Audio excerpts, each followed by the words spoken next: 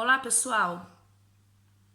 Depois que eu comecei a falar do livro de Enoque e contar dessa história relatada sobre esse livro, né? A relação dos anjos com as mulheres, lá de Gênesis 6. E aí eu li a carta de Judas, né, com vocês. Quem não viu ainda, por favor, para poder entender esse estudo aqui, você precisa ver esse vídeo aqui que eu leio a carta de Judas e leia comigo. Judas, ele vai falando desses anjos, ele vai comparando o pecado desses anjos com o pecado de Sodoma e Gomorra. Ele relata esse pecado desses anjos que está descrito no livro de Enoque. Depois ele compara o comportamento deles com o comportamento de Miguel. No final ele completa dizendo que Enoque profetizou sobre eles, e aí cita um trecho do livro de Enoque. Muito bem. E mesmo que alguns tentem dizer, não, mas esse livro não é inspirado, mesmo que não fosse completamente inspirado, porque existem muitas cópias, muitas versões,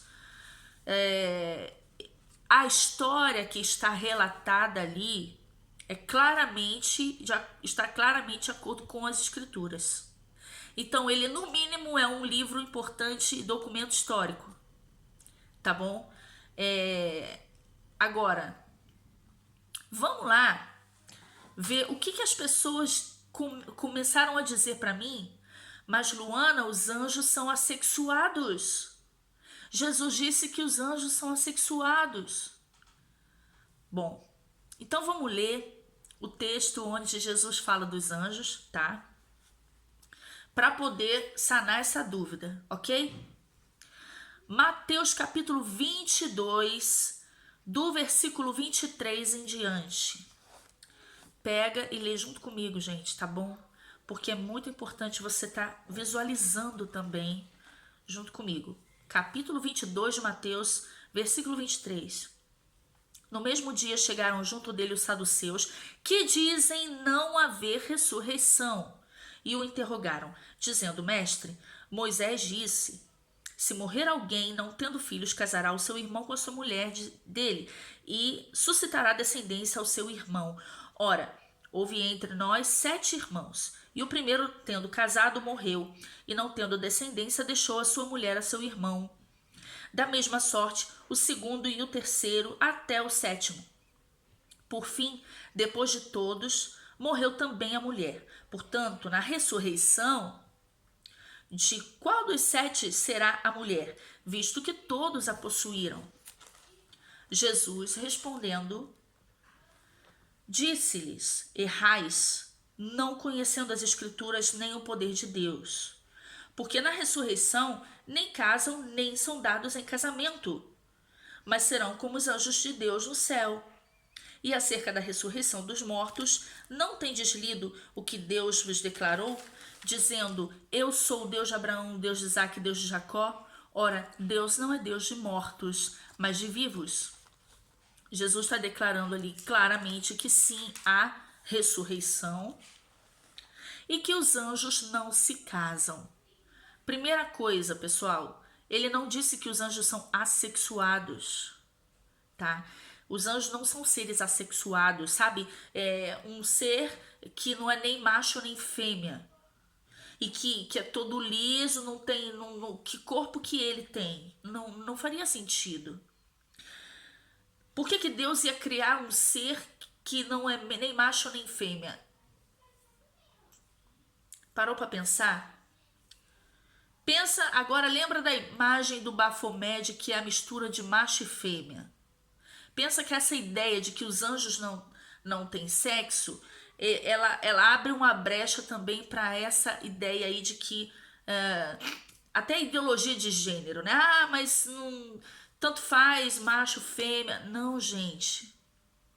Deus cria as coisas completas e perfeitas. Tá bom? Agora, vamos ler esse trecho em Lucas no capítulo 20, tá bom? Olha só, Jesus não disse que são assexuados, ele disse que não se casam. Agora em Lucas capítulo 20, ele dá um detalhe interessante. 20, versículo 27. E chegando-se alguns dos saduceus e dizem não haver ressurreição, perguntaram-lhe. Percebam que o foco do texto é a questão da ressurreição. Não tem nada a ver com o sexo. Dizendo, mestre, Moisés nos deixou escrito que se o irmão algum falecer tendo mulher e tá. Quando Jesus responde, tá bom? Jesus responde no versículo 34. E respondendo Jesus, disse-lhes, os filhos desse mundo casam-se e dão-se em casamento. Mas os que forem havidos por dignos de alcançar o mundo vindouro e a ressurreição dentre os mortos, nem hão de casar, nem ser dados em casamento, porque já não podem mais morrer. Opa! Ele dá um porquê aqui. Por que os anjos não se casam? E por que no céu não vamos nos casar e nem se dar em casamento? Porque, versículo 36 de Lucas 20, porque já não podem mais morrer, pois são iguais aos anjos e são filhos de Deus, sendo filhos da ressurreição. E que os mortos hão de ressuscitar também. O mostrou Moisés junto à sarça, quando chama o Senhor Deus de Abraão, Deus de Isaac, Deus de Jacó. Ora, Deus não é Deus de mortos, mas de vivos, porque para eles vivem todos. O que acontece? Pessoal, ele está falando aqui o seguinte, da vida eterna. Os anjos não morrem. E é por isso que eles não se casam. Vamos entender isso aqui melhor? Deus faz tudo com um propósito. Deus faz tudo com um propósito. Gênesis capítulo 1, versículo 28. Deus os abençoou e Deus lhes disse: frutificai e multiplicai-vos e enchei a terra e sujeitai-a e dominai sobre os peixes do mar e sobre as aves do céu e sobre todo animal que se move sobre a terra. Deus deu uma ordem ao homem e à mulher: frutificai e multiplicai-vos e enchei a terra. Porque Deus deu uma ordem de se multiplicar para encher a terra. Esse era o propósito quando Deus colocou o homem nessa terra. Quando nós formos para a eternidade com Deus, não teremos mais o propósito de se multiplicar. Então, nós não vamos mais nos multiplicar. Vamos ter outro propósito. Quando lá em Judas ele fala assim, e deixando o principado, né? Vamos ler junto? Vamos ler.